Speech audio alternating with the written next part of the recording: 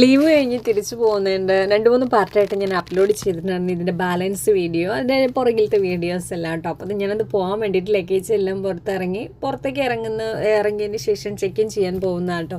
അപ്പോൾ ഫ്ലൈറ്റ് ശരിക്കും 4 മണിക്കാണ്. അപ്പോൾ ഒരു 10 മിനിറ്റും കൂടെ ഡിലേ ആയിട്ടുണ്ടെന്ന് മെയിൽ വന്നിട്ടുണ്ടായിരുന്നു. അപ്പോൾ 4:15 ഫ്ലൈറ്റ് ഉള്ളത്. പിന്നെ മോനെ ഒരുവിധമൊക്കെ പറഞ്ഞ് സമാധാനിപ്പിച്ച് വണ്ടിയിൽ നിന്ന് ഇറക്കി കേട്ടോ ഞാൻ പുറത്തേക്ക് ഇറങ്ങി. പിന്നെ അവൻ വോമിറ്റ് ചെയ്ത് എൻ്റെ ക്ഷീണമൊക്കെ മാറി കൂൾ ഡ്രിങ്ക്സ് എന്തൊക്കെ കഴിച്ചപ്പോൾ നാരങ്ങ സോഡ വാങ്ങി കുടിച്ചപ്പോൾ എൻ്റെ കുറച്ച് പ്രശ്നങ്ങളൊക്കെ ഉണ്ട്. അപ്പോൾ അവന് ഉഷാറായിട്ടോ.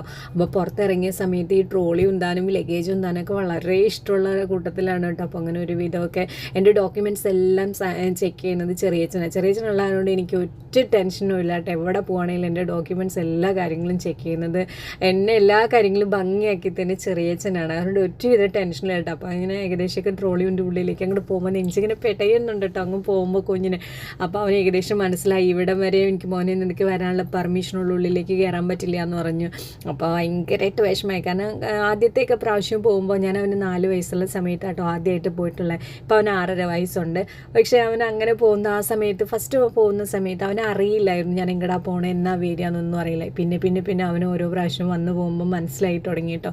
ഇപ്രാവശ്യം ഒരിക്കലും ഞാൻ കരയില്ല, അവൻ്റെ മുമ്പിൽ വെച്ച് കരയില്ല, അവനെ ഹാപ്പി ആക്കിയിട്ട് വിടണമെന്ന് വിചാരിച്ചിട്ടാട്ടോ ഞാൻ ഉണ്ടായിരുന്നത്. പരമാവധി ഞാൻ പേടിച്ച് നിന്നു. പക്ഷെ എനിക്ക് പറ്റുന്നില്ല കേട്ടോ. നമ്മുടെ നെഞ്ചിൻ്റെ ചൂട് കിടന്ന് വളർന്ന മക്കളെ നമുക്ക് ഏറ്റവും പ്രിയപ്പെട്ട മക്കളെ നമ്മൾ ഇട്ടിട്ട് പോകുന്ന ഒരാൾക്ക് ആർക്കാണെങ്കിലും ഭർത്താവിനാണെങ്കിലും ആർക്കാണെങ്കിലും ഇട്ടിട്ട് പോകുമ്പോഴുള്ളൊരു വേദന ഏതൊരമ്മയ്ക്കും പറഞ്ഞ് മനസ്സിലാക്കാൻ കഴിയാത്ത അത്രയും വലിയ ഒരു വേദന തന്നെയാണ്. അപ്പോൾ എൻ്റെ മോനെ ഞാൻ ഏകദേശം കാര്യങ്ങൾ പറഞ്ഞു കൊടുത്തു സെറ്റാക്കിട്ടോ.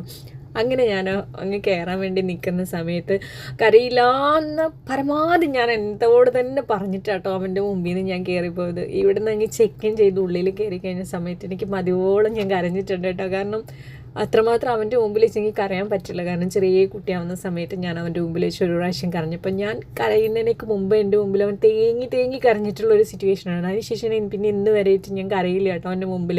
പക്ഷേ ഈ സമയത്ത് എനിക്ക് പിടിച്ച് നിൽക്കാൻ പറ്റുക ഇതിൻ്റെ അപ്പുറം ഞാൻ പിടിച്ച് നിന്നിട്ടുണ്ട്. അങ്ങനെ ഞാൻ ഇതൊക്കെ കഴിഞ്ഞ് സെക്യൂരിറ്റി ചെക്കിങ് കഴിഞ്ഞിട്ട് ഉള്ളിലേക്ക് കയറി കേട്ടോ. കയറി കഴിഞ്ഞ സമയത്ത് പിന്നെ ഭയങ്കരമായിട്ട് ക്യൂ തന്നെ ഉണ്ടായിരുന്നു. കാരണം എയർ ഇന്ത്യയാണ്, വേറെ ഫ്ലൈറ്റ് ഒന്നുമില്ല. ഇത് ഡൊമസ്റ്റിക് ഫ്ലൈറ്റിലാട്ടോ ഞാൻ പോകുന്നത്. അങ്ങനെ കയറി എനിക്ക് സീറ്റ് കിട്ടി. വിൻഡോ സൈഡ് സീറ്റ് തന്നെയായിരുന്നു. ഞാനത് അറേഞ്ച് ചെയ്തിട്ടുണ്ടായിരുന്നു. അവരുടെ ആപ്പിൽ കയറിയിട്ട് അങ്ങനെ കയറി അവിടെ ഇരുന്ന് അതിനുശേഷം വീഡിയോ കോൾ വിളിച്ചപ്പോൾ മോന് ഭയങ്കര വിഷമവും സങ്കടമൊക്കെ തന്നെ കേട്ടോ. അങ്ങനെ മുതോലും നോക്കാതെ അങ്ങനെ കിടക്കുമോ. പിന്നെ ഏകദേശമൊക്കെ എന്നെ ഫ്ലൈറ്റ് എടുത്തു തുടങ്ങി. അങ്ങനെ ദൂരത്തേക്ക് പറന്നു പോയി കേട്ടോ. ഈ പറക്കുന്നതിൽ എൻ്റെ ഹൃദയം പൊട്ടുന്ന വേദനയോട് കൂടിയിട്ടാണ് ഞാൻ പറന്നു പോയത്. അപ്പോൾ ഇതിൻ്റെ ബാലൻസ് ഞാൻ ഡൽഹി എയർപോർട്ടിലുള്ള വീഡിയോ പിന്നെ അപ്ലോഡ് ചെയ്യാം.